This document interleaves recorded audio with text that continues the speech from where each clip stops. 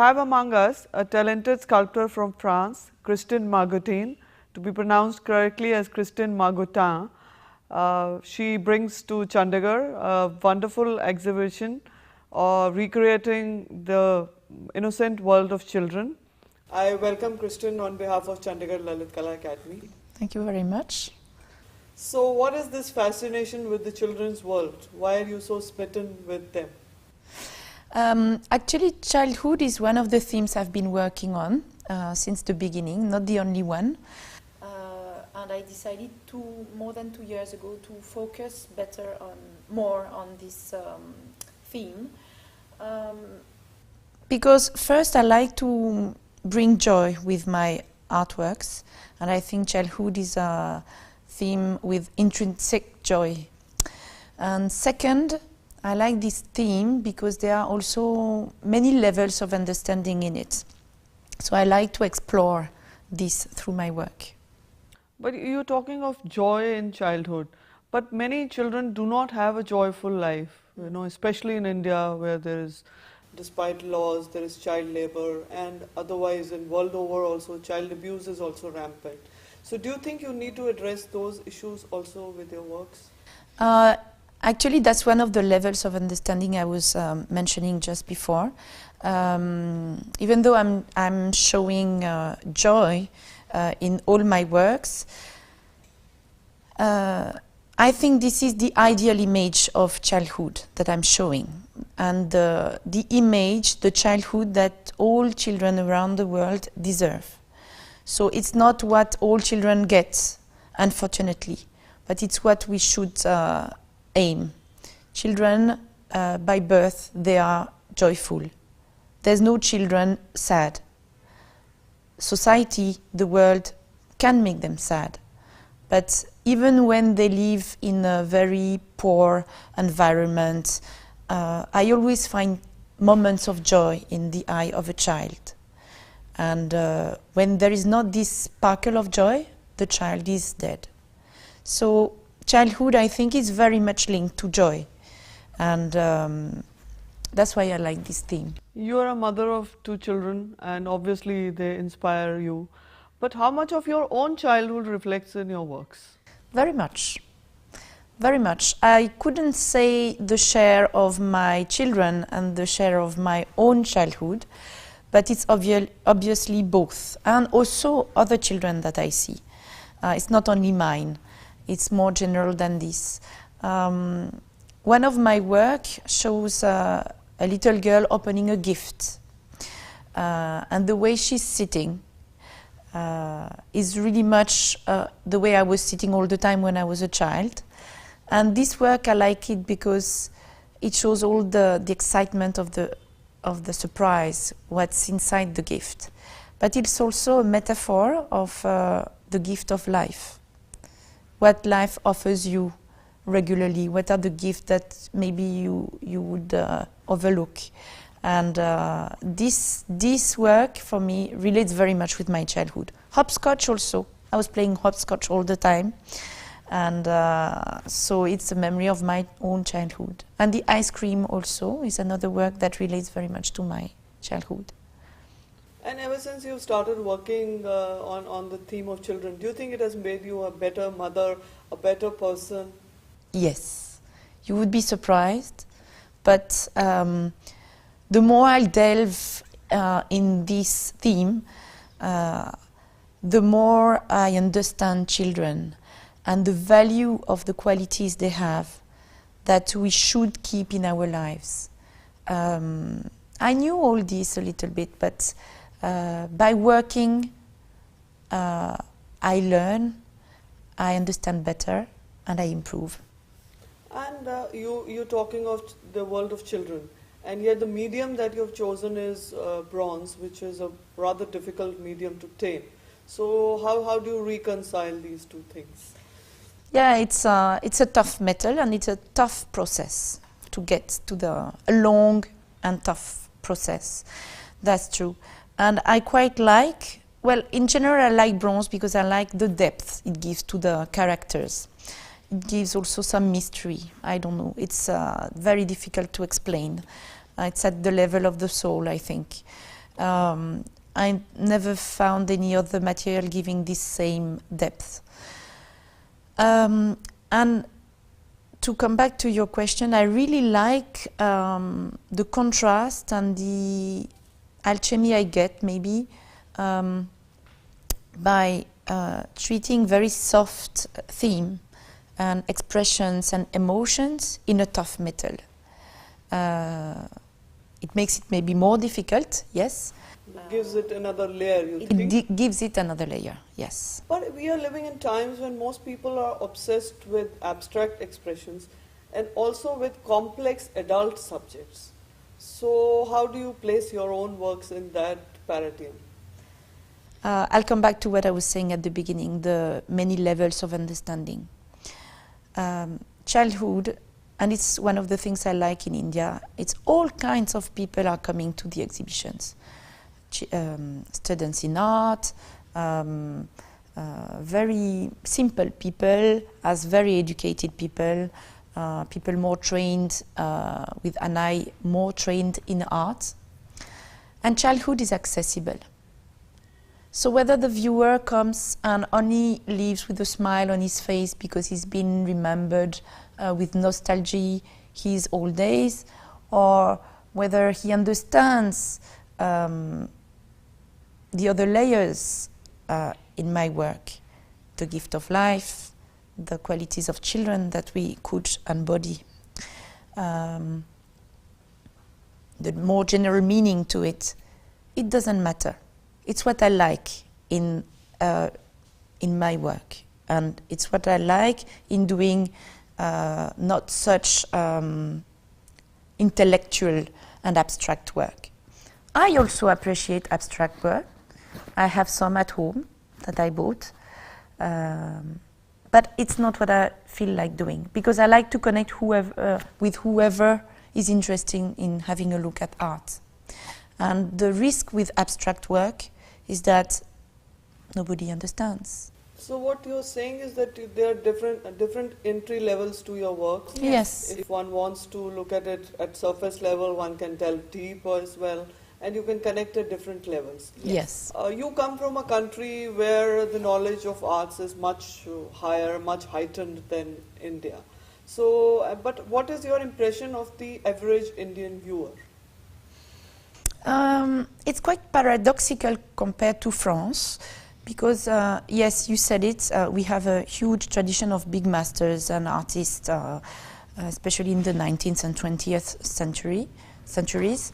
And people are more trained to see art, and there is a big layer of people, collectors, or even average people would go and see exhibitions. But what I like in India is what I was just saying earlier. Everybody would go. Whether they understand or not, doesn't matter. They go.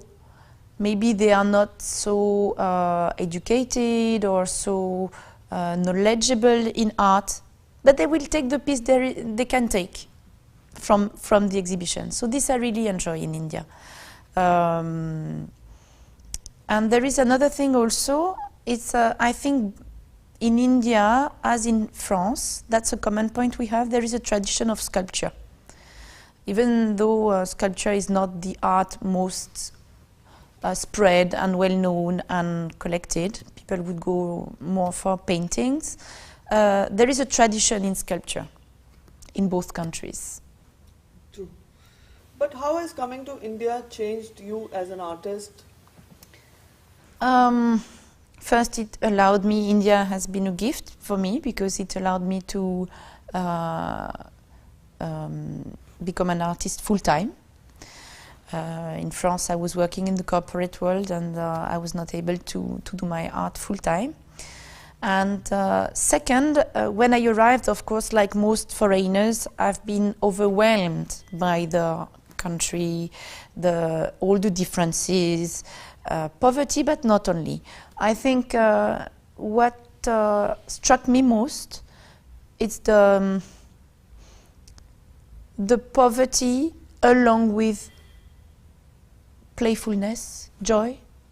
Even the simple people, they will be in the lowest conditions of living, and they will laugh. They will see something funny, they will laugh. So has coming to India been a blessing in disguise? So it has been a blessing in disguise, definitely. And at the beginning, I was working very much on another theme, Indian roads, because I had to express what I was feeling, what I was overwhelmed with. So that's why more recently, now that I've come over all the emotions coming with India, I'm able to focus on other themes, like childhood, for example. But when I arrived, that's true, I've worked very much on my Indian road theme. But at any point, do you see yourself working exclusively on Indian children, especially you worked with acrobats and that kind of theme, or other kind of children from underprivileged strata coming to your works? Do you see that happening? I've done it in the past. Two sculptures of mine. You've quoted the Little Street Acrobat. There is another one called Great Responsibility, which is maybe one of my saddest sculpture, though there is a very nice expression on the faces, because some people think it's a mother with two children. It's a mother, it's not a mother, it's a teenager with her brother and sister, you know, like you see on the roadsides. So I've expressed this. I can't tell if, for the moment, I'm not planning other sculptures of underprivileged children, but maybe. I have no plan for that. It often comes directly to my mind, so I cannot tell about this. So art comes on its own? The ideas, I don't know what sources the ideas. They come to my mind. You trained as a chemical engineer, so how did art happen? As you said, I was trained as a chemical engineer, but I was born as an artist. And I fought against it because I'm not from an artist family, though I'm from an artist lover family.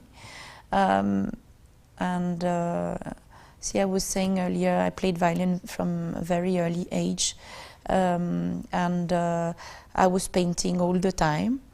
I stopped my practice of art when I entered higher education. When I started, it was so demanding that I could not continue.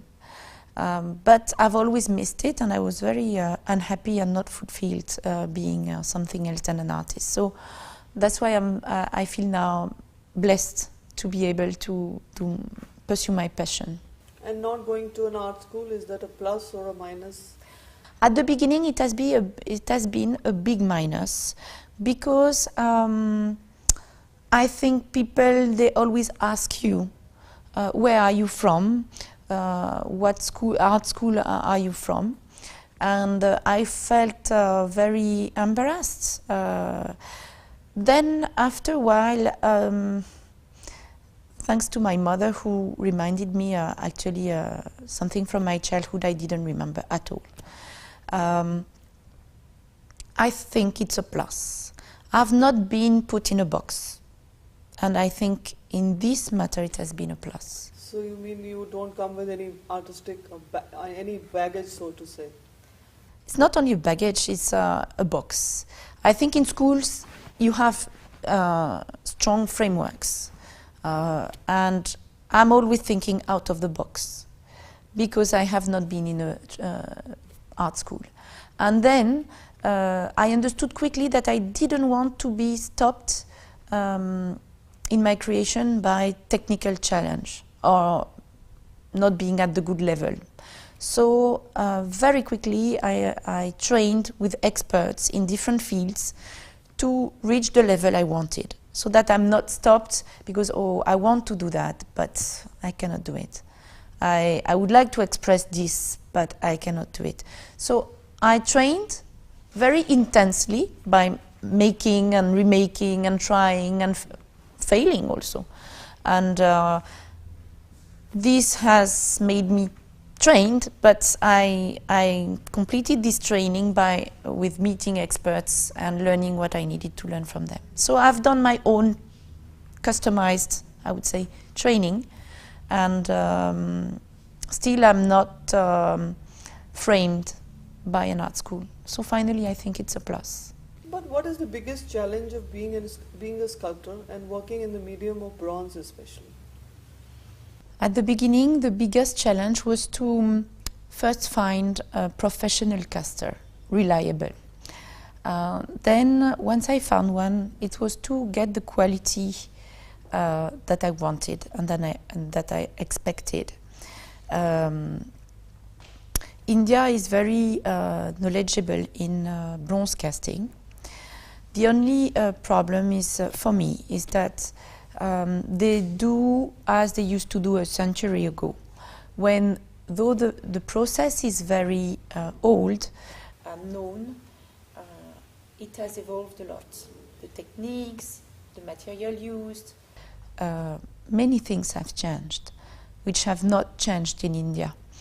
And it was tough for me to explain and to lead the casters follow my requirements.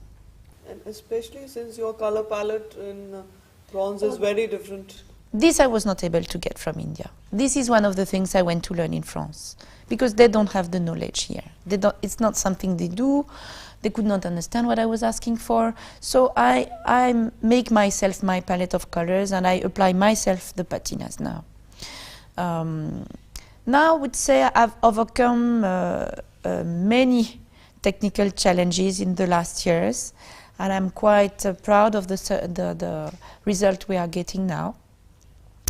The challenge now that remains, there is still some improvement on the quality, but now there are minor improvements.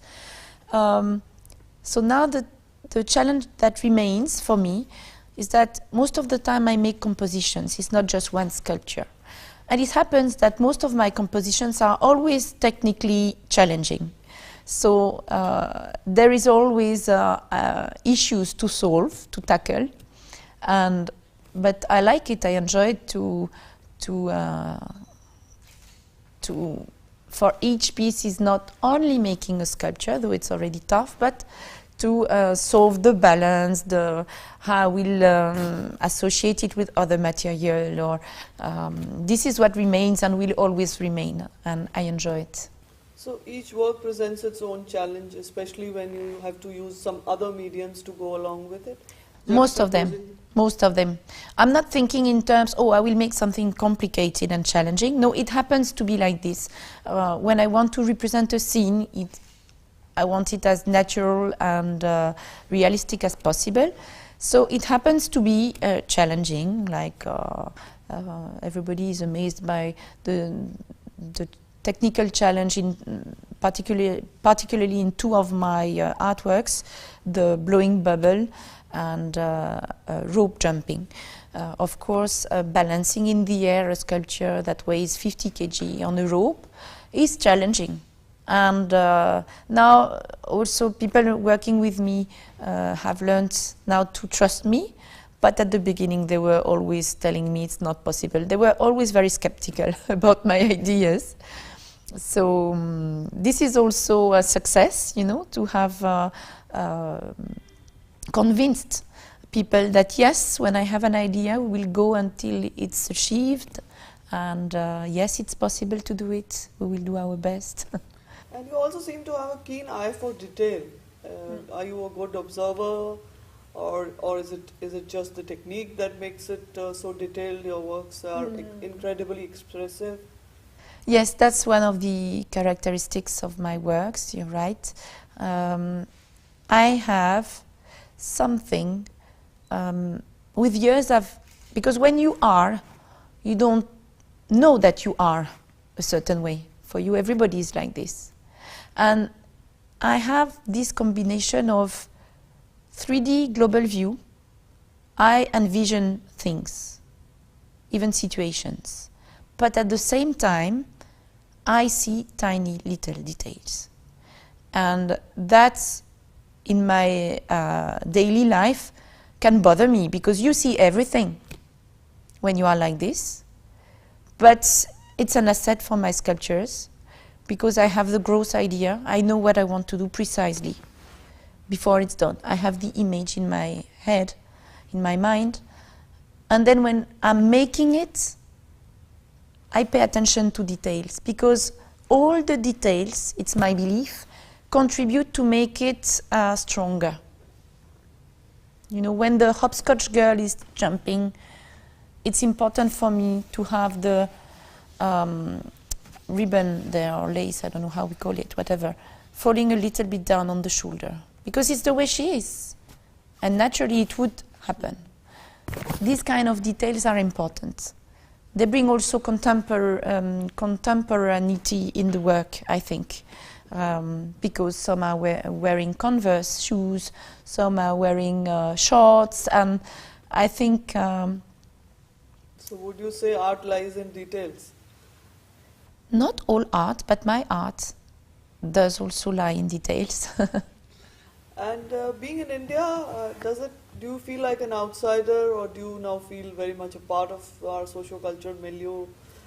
Oh, I of course feel partly Indian, not fully, but yes, I've embraced this culture also, and it has learned me many things in life. Like what? Like what I was saying earlier, the playfulness, the joy of people, a certain philosophy of life, many things. I couldn't enlist them because there are so many. You recreate the world of children, and you are asking the world to look at the qualities of children. But is there any particular quality that the world is losing out on? For me, that's trusting. And when I say trusting, it's trusting in the universe and in the positive force around us, especially in my country, I would say. You know, we need this light note in our lives. We need to somehow understand that we don't control everything, that we have to trust. Faith, you mean? Yes, that's faith. But do you see that missing in India also? No, in my country especially. In India, I think Indian people are quite trusting and playful also. That's one of the qualities they keep from childhood. And we are not enough like this. They are very curious also, I think, Indian people. They ask lots of questions. Over curious at times? Sorry? Over curious? They ask too many questions? No, but what's surprising is that when people come to my exhibitions, for example, they ask, in France, people wouldn't ask personal questions to the artist. They would ask, French people would ask questions about the work, about the technique, process. They wouldn't ask you, maybe they will ask you at the maximum, what brought you here, at the maximum. Here, that's the first questions I get. So maybe over-curious, yes. At the beginning, I was finding it over-curious because it's not my culture, right? Where do you live in Delhi? Oh, you live in Delhi. Why did you came? You know, why did you come? In France, it's believed that artists have a very exalted status, and they are almost put on a pedestal and kind of worshipped. Do you wish you had found your moorings in your own country rather than in India? No, that's not true that people are put on a pedestal. You see that on very well recognized artists from the past centuries. But no, they are not worshipped, not at all. I would say that it is more the case here with the new, the generation of very successful artists that I've already mentioned when we talked earlier, like Bhartikar, Subodh Gupta or Sudarshan Shetty. You know, all these people are very much pushed by their country. I wouldn't say it's the case in France. But yes, as it happens, I'm living here, and I think it's maybe more difficult for me to have my art recognized here than it would be in my country. Why do you say that? We are quite soft on foreigners, actually. I don't feel it this way. I think that because first my art is very different from what there is here. So as there is such a gap, it takes time to understand it, accept it. And there is, we were talking about abstraction earlier, and most of the work now in India, good works, are abstract. They are all about concept. This is the purpose of contemporary art, so I'm not arguing about this. It's just that it's only this. Whereas I feel, maybe I'm wrong, but I feel that in France and in Europe or in the US, there is no judgment about your art being abstract or figurative. Every artist chooses his medium, his way of expression, but there's no judgment. And I feel judgment in India. It's like, okay, we used to be figurative, we have to be, it's like we have to be abstract, and they are kind of looking down at, or they are very realistic work, at realistic work. Yes. And why do you think we have suddenly developed some kind of a, aversion to realism? I wouldn't say. I wouldn't be able to say. I don't know enough the history of maybe that was to differentiate enough from the British style. You know, when the British were there, they had very coded style, representing the Maharajas,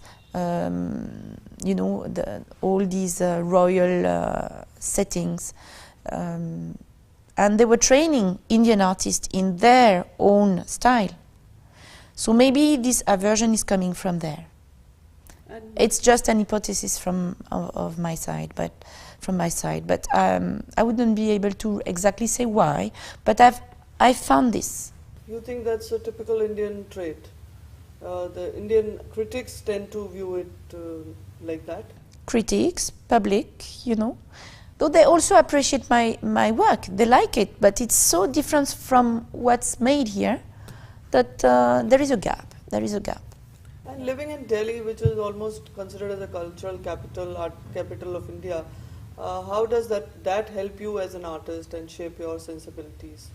First, it helped me because there I'm able to go and attend to many openings of many art events, and that's I appreciate it a lot.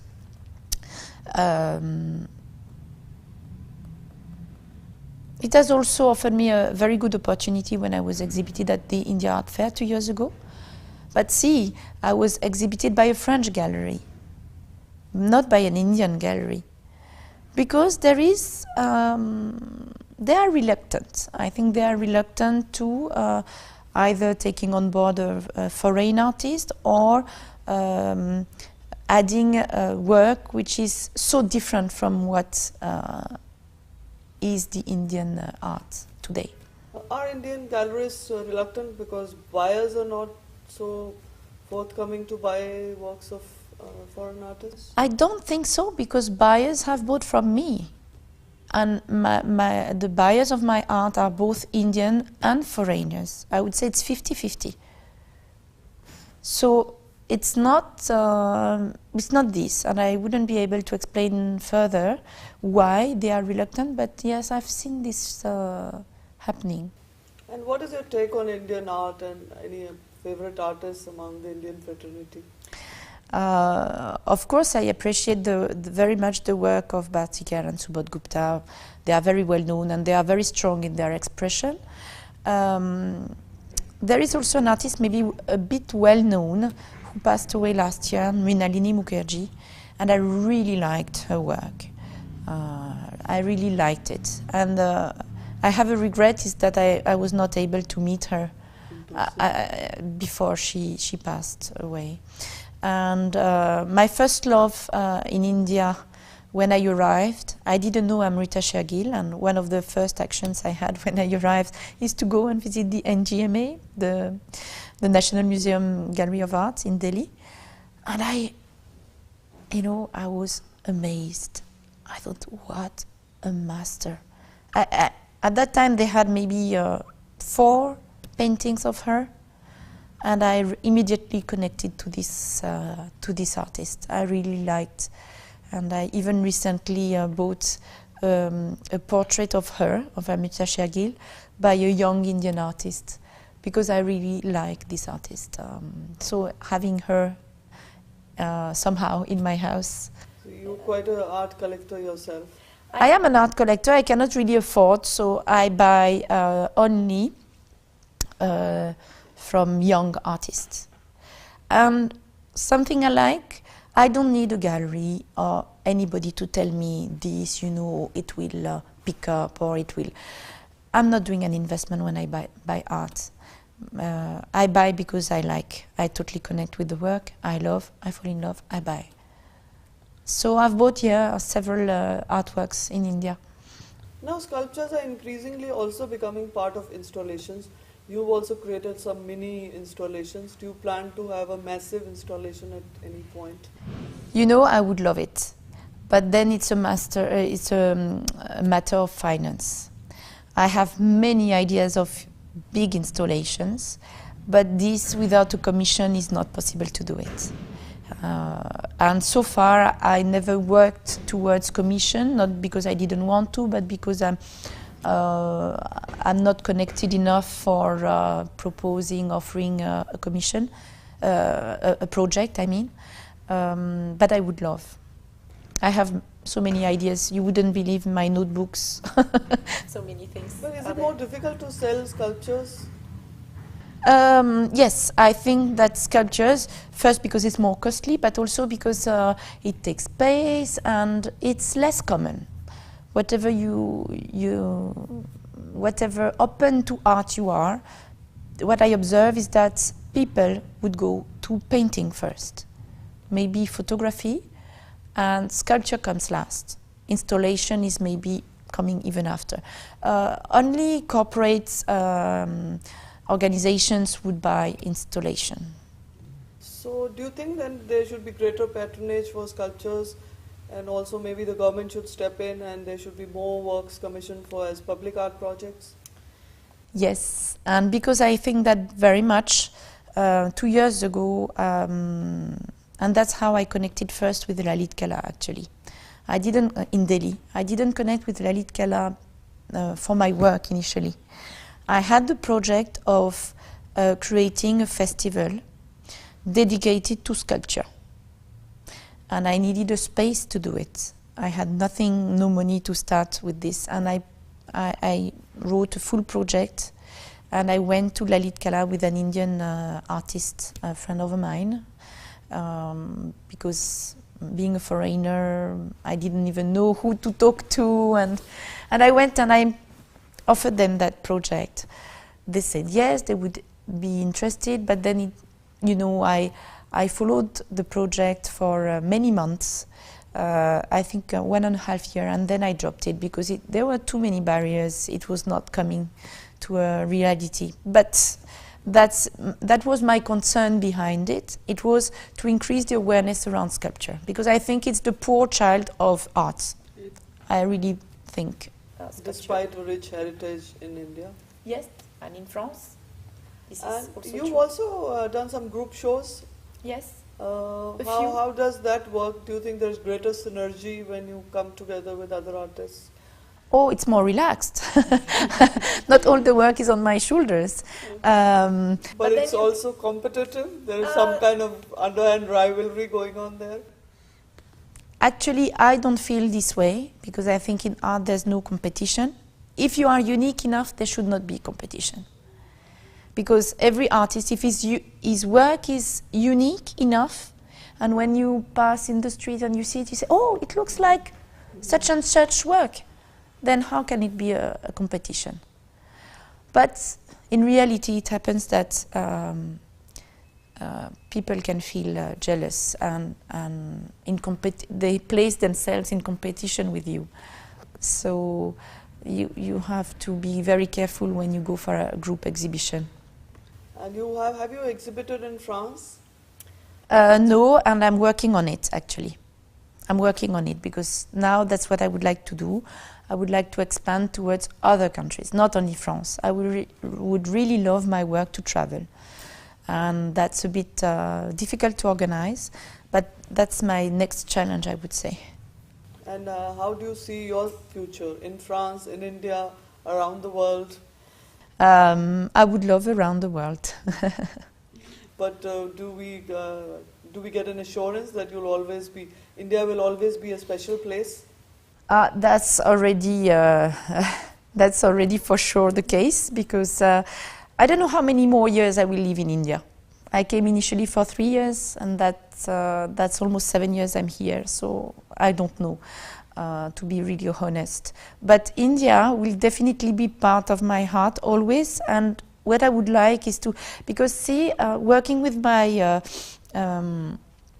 caster, my bronze caster, has been a real partnership that we've built together. You know, I had to convince them first, as I said. I made technology transfer from France. I went to make a survey or see how they were doing things there and understand the technique there and bring it here and convince them to adopt these techniques.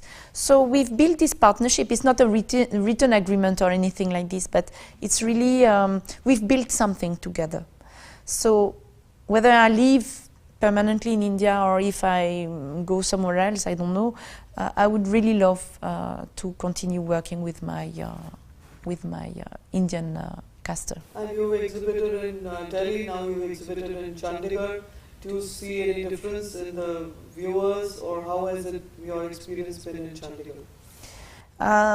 I don't want to give the impression that I'm flattering, but still I have a very positive opinion of my experience here. People are very warm. I think they have an eye more trained.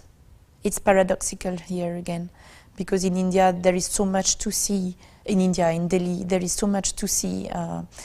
So many events you can attend,